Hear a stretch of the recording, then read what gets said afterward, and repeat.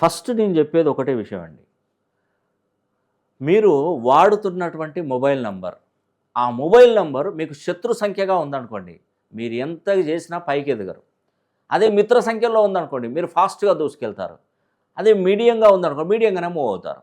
ఎందుకంటే మనం ఎప్పుడు కూడా ఈరోజు గనక మనం గమనించినట్టయితే అసలు సెల్ ఫోన్ లేనిదే మనం ఉంటున్నామా? అసలు ఉండట్లేదు. నేను మీరు నమ్ముతారో నమ్మరో గానీ కొంతమంది గూడా నేను చెప్తాను నేను ఓపెన్‌గా చెప్పేస్తున్నాను. ఈరోజు మనం సెల్ ఫోన్ ఎలా వాడుతున్నామంటే లాస్ట్‌కి మనం బాత్రూమ్‌లోకెళ్ళినా కూడా సెల్ ఫోన్ వదిలిపెట్టట్లేదు. ఆ రేంజ్‌లో దాన్ని వినియోగించుకుంటున్నాం. సో, అలాంటి మొబైల్ నంబర్ అనేది, టెలిఫోన్ నంబర్ అనేది, ఆ సెల్ ఫోన్‌లో నంబర్ అనేది 100% మన డేట్ ఆఫ్ బర్త్‌కు మ్యాచ్ అయ్యే విధంగా ఉండాలి. అలా ఉంటే మన జీవితం ఎంతో అద్భుతంగా ఉంటుందండి.